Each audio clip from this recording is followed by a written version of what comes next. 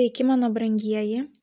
Šiandieną turėsime Liepos mėnesio prognozę. Prieš pradedant noriu priminti, kad nuo praeito mėnesio jau startavo mano paslaugų elektroninė parduotuvė.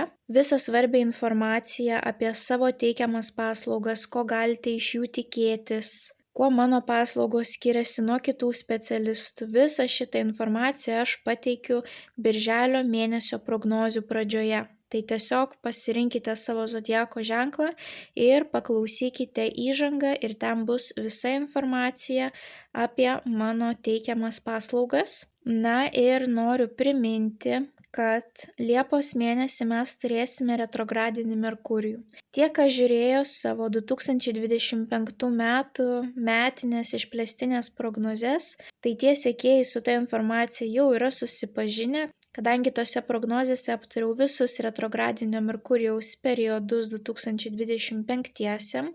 Na ir dabar atėjo laikas antram retrogradiniam Merkurijui šiais metais. Tai oficialus laikotarpis nuo Liepos 18 iki rugpjūčio 11 dienos. Bet Merkurijus turi savo šešėlinį veikimo periodą. Dėl to rekomenduoju nieko naujo nepradėti nuo Liepos 4 iki rugpjūčio 25. Jokių būdų nuo Liepos 18 iki rugpjūčio 11. Bet jeigu jūs norite sėkmingų pradžių, jeigu jūs norite, kad projektai gyvuotų ilgesnį laiką, kad tai nebūtų trumpalaikiai kažkokie tais nepasisekę projektai, tai labai rekomenduoju išlaukti visą nuo Liepos 4 iki rugpjūčio 25 dienos periodą. Retrogradinis Merkurijus yra atsakingas už komunikaciją, už sutartis, susitarimus, pirkinius, operacijas. Jokių būdų nepirkite nieko brangaus, nekilnojamo turto, automobilių. Labai lengvai žmonės yra apgaunami, nepatikrinamos visos detalės, nuslepiama informacija ir galiausiai po to žmonės labai ilgą laiką vargsta su tais naujais brangiais pirkiniais. Nerekomenduoju eiti į naują darbą, jeigu norite ilgalaikio darbo. Tai ieškotis darbo reikia tik po rugpjūčio 25 dienos. Jeigu jums reikia pinigų ir ilgalaikės perspektyvos darbe jums nėra prioritetas, tuomet galite bandyti darbintis. Operacijos tik ekstra operacijos, kai yra mirties ir gyvybės klausimas. Jokių planuotų, jokių grožio, injekcijų, skalpelių negali būti. Visiems žmonėms dingsta atidumas, gydytojai neišimtis. Tai gali būti, kad bus kažkokios tai komplikacijos, neis viskas pagal planą, tai geriau nuo operacijų susilaikyti. Verslai taipogi, jeigu norime ilgalaikių verslų, nepradedam verslo tuo laikotarpiu. Naujos pažintys, asmeniniai santykiai irgi nėra geras laikas, nes jūs pamatysite tą žmogų visai kitomis akimis, būtent kai retrogradinis Merkurijus baigsis ir pradės eiti į priekį. Retrogradinio Merkurijaus tema nėra tokia lengva, yra įvairiausių niuansų, dėl to aš esu savo elektroninėje parduotuvėje paulinaoti.com paruošusi paskaitų ciklą apie retrogradinį Merkurijų. Retrogradinis Merkurijus su mumis būna 3 kartus per metus mažiausiai ir tai, kaip matote, dažniausiai iš mūsų atima virš pusantro mėnesio gyvenimo. Taip, tai yra bent jau pusantro mėnesio 3 kartus per metus yra tie laikotarpiai, kai negalima imtis naujų pradžių. Žmonės, nežinodami šitos informacijos, imasi ir po to pasakoja, kaip gyvenimas jiems nesiseka. Taip, tai tiesiog reikia žinoti, kada bus lietus ir pasimti su savimi skėtį iš namų. Tokį pavyzdį aš visada duodu kaip metaforą, kad reikia žinoti ne tik kada lyja, bet ir kada yra retrogradinis Merkurijus. Ir retrogradinis Merkurijus veikia tiek pačius mažiausius, tiek pačius didžiausius ir veikia nesvarbu, ar jūs dirbat samdomam darbe, ar jūs turit savo verslą, ar jūs dirbate šou versle, ar jūs esate gydytojai ar pilotai, visus mus veikia. Tai dėl to ir parašiau tą paskaitų ciklą visoms amžiaus grupėms, visoms profesijoms, tiek vyrams, tiek moterims. Labai svarbi informacija, kurią reikia žinoti, jeigu norite, kad jūsų pinigai dirbtų efektyviai, kad jūs nenudegtumėte susipažinę su naujais žmonėmis, megzdami naujus kontaktus, kad jūs žinotumėte, kaip pasiruošti kelionėms, jeigu turėsite kelionių retrogradinio Merkurijaus periodu, ir kaip pasiruošti operacijoms, jeigu jūs žinote, kad neįmanoma tų operacijų išvengti. Taip, aš duosiu labai daug praktinių pavyzdžių, į ką reikia atkreipti dėmesį ir kaip pasiruošti tiek praktiškai, tiek emociškai, kad retrogradinis Merkurijus jūsų neišsekintų. Tai paskaitų ciklas yra įrašytas, jums tereikia nueiti į elektroninę parduotuvę, jį įsigyti ir po apmokėjimo iškart į jūsų pašto dėžutę įkris nuoroda, kurią paspaudę atsidarysite būtent įrašytų paskaitų ciklą ir jį galėsite žiūrėti kada tik norite, kiek tik norite, jisai bus jūsų. Taipogi šalia jūs gausite atmintinę, tokią kaip retrogradinio Merkurijaus instrukcija, kurioje bus visa pagrindinė informacija, taip sakant, sudėlioti taškai ant i. Ir taipogi gausite 25-26 metų retrogradinio Merkurijaus kalendorių, kuriame matysite pažymėtus periodus, kada yra retrogradinis Merkurijus ir ilgesnius periodus, kiek aš rekomenduoju papildomai palaukti, kadangi veiks būtent tas retrogradinio Merkurijaus šešėlinis periodas, kad išvengtumėte tų nesėkmingų kažkokių tais naujų pradžių. Tai jeigu 25-26 metai pas jūs nusimato pilni kažkokių tais naujų pradžių, kelionių, operacijų, naujo darbo paieškų, verslo įregistravimo, nekilnojamo turto pirkimo, automobilių pirkimo, tai rekomenduoju įsigyti paskaitų ciklą ir jūs pastebėsite, ant kiek jums pasidarys lengviau pragyventi būtent tos retrogradinio Merkurijaus periodus. Na ir kaip visada, mano dėkingumas keliauja jums, labai dėkoju už aktyvumą šiame kanale. Jums tai nieko nekainuoja, o man yra labai svarbu. Na, o naujus kanalo stebėtojus kviečiu prisijungti prie šios labai šiltos ir motyvuotos bendruomenės, paspaudus prenumeruoti mygtuką. Tokiu būdu ne tik prisidėsite prie labai motyvuotos bendruomenės, bet ir nepraleisite jums aktualių prognozių. Na, o dabar keliaukime į jūsų tarologinę prognozę. Avinai. Pagrindinis įvykis avinams Liepos 1 savaitę.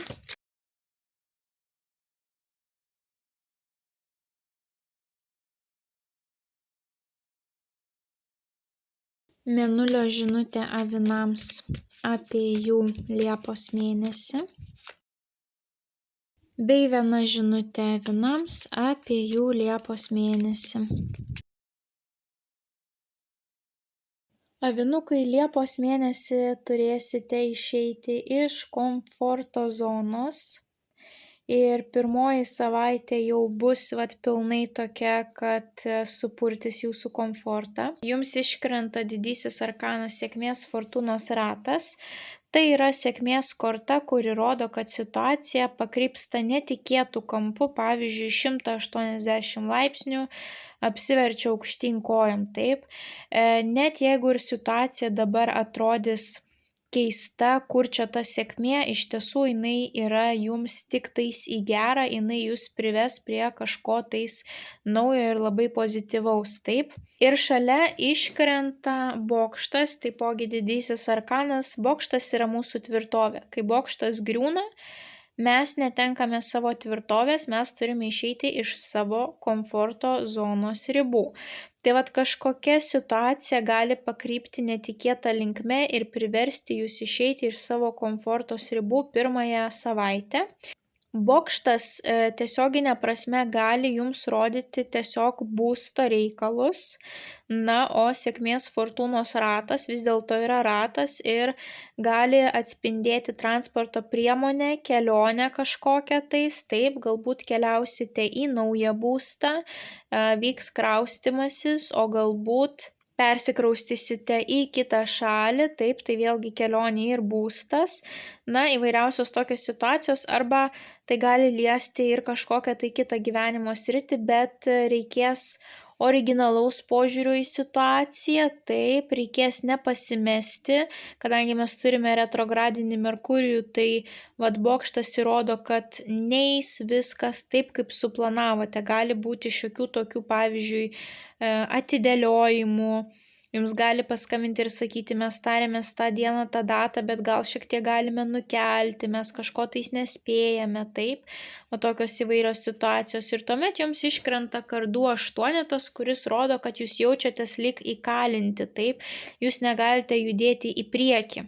Tai vat, pavyzdžiui, gali būti kažkokia tai grandinė visų įvykių, kad turite kelionę pirmąją savaitę ir vienas skrydis stringa, jūs nespėjate į kitą ir jūs gaunatės, vat lyg įkalinti, taip, o kaip, ką man daryti toliau, vat toks pasimetimas, kad aš neplanavau tokios situacijos, kaip man dabar į tai reaguoti ir ką aš turėčiau daryti, taip. Tai tiesiog yra labai svarbu nepasimesti. Tas griūnantis bokštas, taip, tai reiškia, kad pamatai su tuo žmogumi nebuvo tvirti. Tai čia jums bus pamoka ateičiai, kad kitą kartą labiau atkreiptume dėmesį taip į kokybę tam tikrų santykių. Ir tai nesvarbu, tai gali būti verslo partneris, tai gali būti draugas, tai gali būti mylimasis, įvairios situacijos. Bet greičiausiai gali būti, kad tiesiog planavote, kad tikrai darysite pirmąją savaitę taip, o tie visi planai griūna, taip. Pavyzdžiui, galbūt jūs turėjote įsikelti į savo būstą, o jums sako, atsiprašome, bet vis dėlto mes neįtelpame į tuos terminus, mes šiek tiek vėluojame jums įrengti butą, taip, ir jūs tokie pasimetę, kad bet tai aš jau nutraukau sutartį savo nuomos, kuriame bute aš gyvenau. Ir jūs dar nepasiruošę, tai ką man dabar daryti, taip? Toks akligatvis, taip? Bet antrąją savaitę jums kažkas suteikia pagalbą, jums iškrenta kardų devynetas, vėlgi moteris susiemusi už galvos, pasimetimas, ką daryti, nerimas, baimė. Bet viskas tai yra jūsų galvoje, jūs per daug sukate mintis ir tai jūsų prie nieko gero nepriveda, taip? Tuomet yra taurių ketvirtas, apatijos korta, visiškai nesinori nieko daryti ir jūs net nematote, kas vyksta, koks gyvenimas vyksta aplink jūs, nes jūs esate toje depresinėje nuotaikoje, visiškai neturite noro nieko daryti, nieko imtis, taip?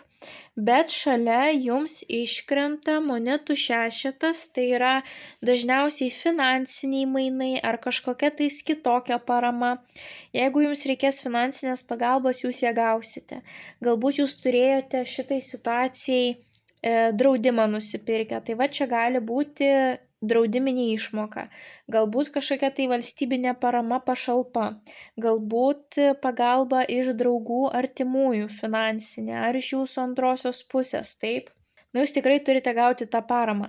Šiaip sakyčiau, kad jūs gal kažkam suteiksite tą paramą, nes gali būti, kad jūs turėsite užtektinai ir gali būti, kad jūsų kažkas paprašys ir jūs turėsite ir galėsite paskolinti ar padovanoti ar tiesiog užsimti kažkokią tai labdara parama, bet matant jūsų pirmąją savaitę ir matant, kaip jūs nerimaujate antrąją, tai panašu, kad čia jums reikės tos finansinės pagalbos, o galbūt jums reikės žmogaus, kuris pasakys, aš tave priglausiu mėnesiui ar savaitėj, gali pagyventi pas mane.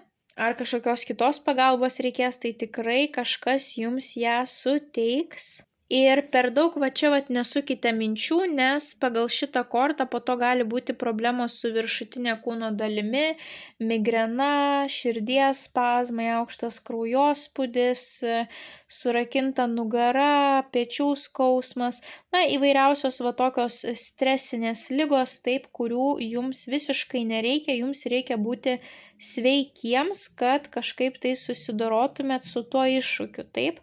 Ir trečiąją ir ketvirtąją savaitę situacija tik gerėja, jau jūs panašu tą visą krizę, netikėtumą išgyvenote, taip.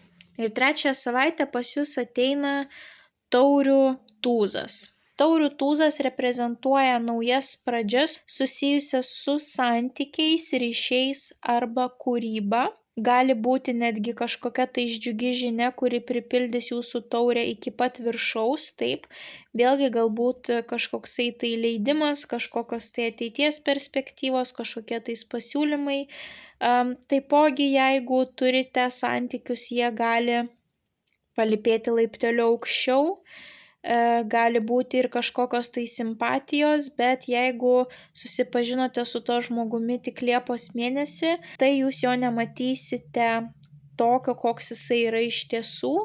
Kai Merkurijus pradės eiti į priekį, būtent rugpjūčio gale, jau kai pasibaigs tas šešėlinis periodas, jūs tą žmogų pamatysite visai kitomis spalvomis. Taip, dabar jūs matysite jį tik kaip peruką. Net jeigu ir bus kažkokie tais raudoni signalai, jūs jų nematysite, jūs jiems užmerksite akis. Puiki korta kūrybiniams projektams, taip, kažkokiam tai kūrybiniam veiklom, kurios jūs nuramina ir pradžiugina. Ir tuomet jums iškrenta lazdų dvejetas. Lazdų dvejetas pasirinkimas tarp dviejų variantų, analizė. Ir čia yra jau tokia užsidegusi korta, kai kaip aš nekantrauju, kurį man variantą pasirinkti, kaip man patinka va šitas šansas, šita džiugi naujiena, taip, kažkoks tai naujas etapas. Taipogi tas tarp dviejų lazdų tai nėra tik pasirinkimas A ar B varianto, rizikuot ar nerizikuot. Tai gali būti, kad tarp dviejų žmonių yra atstumas. Tai pavyzdžiui, vienas viename mieste, kitas kitame mieste, bet suorganizuojamas kažkoksai tai susitikimas, galbūt tas žmogus pasako, aš pas tave atvažiuosiu, suorganizuok man kažkokią tai nakvynę, suorganizuok, ką mes galėtumėm veikti, taip, ką aš galėčiau pamatyti. Kažkoksai toks užsidegimas, motyvacija, galvoti, kaip čia ką padaryti, kurį čia variantą išsirinkti, taip. Bet šalia jums iškrenta taurių septynetas, rūko nakių korta, iliuzijų. Kai jums situacija nėra aiški, jūs kaip ir gavot pasiūlymą ar gavot žinę, ir jūs svarstot visus variantus, bet jūs nesuprantat, ar čia tikrai yra rimta, ar šitas žmogus rimtai nusiteikęs, ar nerimtai nusiteikęs, taip. Na ir visą šitą jūs galėsit greičiausiai sužinoti tik rugsėjo mėnesį, pamatysit visą tą tiesą, taip, tą teisybę, kokia situacija yra iš tiesų. Tai va čia svarbiausia neskubėti. Taurių septynetas rodo, kad reikia atsiskirti, pabūti vienumoje ir paanalizuoti, kas vyksta, kokios jūsų vertybės, koks variantas jums būtų pats naudingiausias, taip, viską pasverti, visus už, visus prieš, jeigu tikrai reikia išsirinkti, taip, bet nepasitikėkite viskuo, ką žmonės sakys trečiąją savaitę, galbūt kažkurie norės savo naudos ir bandys įtikti, taip. Tai trečiąją savaitę neapsigaukite. Galite bendrauti su tais žmonėmis, kurti ryšius, bet, sakykime, žiūrėkite į juos su kritiniu mąstymu, bandykite patikrinti kiekvieną teiginį, kurį jie sako, taip. Galbūt jūs bendraujate per nuotolį, galbūt jūs vienas kito nematėte, taip, kadangi tas lazdų dvejetas, didelis atstumas ir kažkas jums parašo per socialinius tinklus, tai nepasitikėkite tokiomis pažintimis, kadangi retrogradinis Merkurijus ir dar plus taurių septyneto korta iškrito, greičiausiai tas žmogus nepasakys jums tiesos, taip. O paskutinėje savaitė jums vėlgi iškrenta tas pats taurių septynetas, kurį turėjome čia, ar čia yra jūsų svajonės, taip, bet tai yra tik iliuzijos ir jums, pavyzdžiui, neaišku, kuris variantas yra tikrai jums tinkamas ir geras, o kuris, tiesiog tuščios svajonės, jums kol kas gali būti neaišku. Tai paskutinėje savaitė prie taurių septyneto jums iškrenta šventikas. Šventikas yra religinga korta ir senų tokių senovinių tradicijų korta. Ir taipogi dar jums iškrenta monetų 10, kuri atsakinga už finansinį turtą, už šeimos palikimą, už ilgalaikį rezultatą. Ir panašu, kad jūs būsite pasimetę, ką išsirinkti, taip, kokį variantą.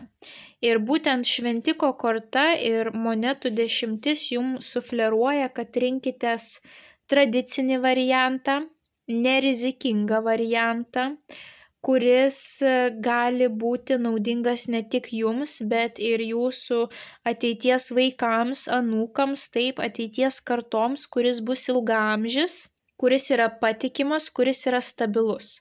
Šventikas apskritai yra jaučio korta, jaučiai pas mus yra žemės stichija, tai reiškia kuo mažiau rizikos, kuo daugiau tradicinių, jau kažkieno tais patikrintų variantų, taip. Tai vat ir pasirinkimą jūs turite priimti kuo labiau tradicišką paskutinėje savaitę, nesvarbu kokia tai gyvenimo sritis, taip. Ar tai susijęs su jūsų karjera, ar tai susijęs su santykiais, ar tai susijęs su gyvenamąja šalimi. Tiesiog reikia daugiau tokio tradicinio prieimo. Ir taipogi šventikas yra dvasinis lyderis, jisai yra mentorius. Tai galbūt šalia savęs turėsite tokį vyruką, į kurį galėsite pasikreipti patarimo. Jisai galbūt jums padės išsirinkti tą patį tinkamiausią variantą iš tų 7 taurių. Tai gali būti tikrai kažkoksai tai dvasinis mentorius, kuriuo jūs pasitikite. Tai gali būti jūsų tėtis, senelis, vyresnysis brolis, antroji pusė, taip. Bet šitas žmogus turi būti toks labai tradicinis, tikrai ne tas, kur jums sakys rizikuok, eik iš savo komforto zonos ribų, taip. Va čia jau jums reikia kažkokio tai pasirinkimo, kuris jums tarnautų ilgą laiką ir būtų stabilus ir patikimas. Tai nesivadovaukite iliuzijomis, savo svajonėmis, o rinkitės tokį ilgalaikį rezultatą. Kas dar gali būti, kokios situacijos? Na, vėlgi mes matome porą, taip ir tas iliuzijas. Tai toliau gali vilktis 3 savaitės situacija, galbūt netikėtai jūsų gyvenime atsiras žmogus, taip, kuris, bus tiesiog jau per daug artimas, jūs dar nesate ant tiek pažįstami, taip, o tas žmogus jau elgsis taip, lyg atrodo jūs 100 metų pažįstami ir galbūt net skubės įsipareigoti, kadangi šventikas vis dėlto susijęs su bažnyčia, tai yra vestuvės, krikštynos, pirma komunija, taip tokios šventės, tai galbūt čia jisai norės iš karto jūs vesti prie altoriaus, taip, bet visos pažintys, kurios įvyko Liepos mėnesį, jos nebus patikimos, neskubėkite, viskas gerai, nereikia su tuo žmogumi išsiskirti, nutraukti santykių, bet palaukite rugsėjo, palaukite spalio, pasižiūrėkite, kaip tas žmogus elgėsi, taip, nes kol kas porą mėnesių jūs turėsite totalų rūką ant akių. Taipogi tai gali būti, kad pavyzdžiui jūs turite svajonių, jūs turite idėjų, bet jūsų šeimos narių rate yra toks labai tradicinis žmogus, taip, kuris jūs verčia elgtis pagal taisyklės, pagal normas, pagal tam tikrus standartus, taip. Tai dažniausiai, kai iškrenta šventikas, aš sakau, kad gerbkite to žmogaus nuomonę, bet jos nebūtina klausyti, taip. Bet šiuo atveju, ar jums rinktis svajones, iliuzijas, kurios nebūtinai virs tiesa, ar geriau pasirinkti laiko patvirtintą, patikrintą variantą, tai šiuo atveju žinoma yra naudingiau rinktis laiko patvirtintą variantą, nes jau per retrogradinį Merkurijų pasitikėti ypatingai savo fantazijom ir eiti jų link, elementariai jūs galite nudegti, ko jums visiškai nereikia, taip.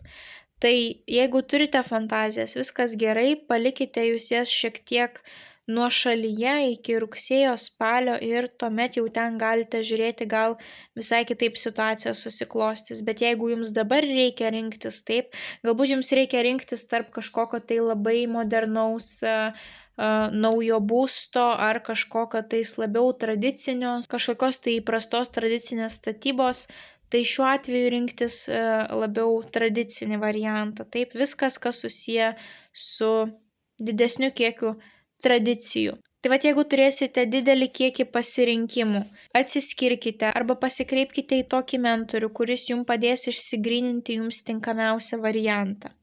Jeigu turėsite daug sričių, kuriuose jūs norėsite plėšyti tiesiog savo energiją, kad aš ir tą, ir tą, ir tą, ir tą, ir tą padarysiu, tai taurių septynetas sako, nesiplėšykite taip, susikoncentruokite į vieną ar dvi gyvenimo sferas ir joms atiduokite visą savo energiją, tai tuomet pasieksite kažkokio tai aukšto rezultato. O jeigu plėšysitės, taškysitės tarp visų variantų, tai nieko gero nebus, jūs tiesiog prarasite visą savo energiją, taip?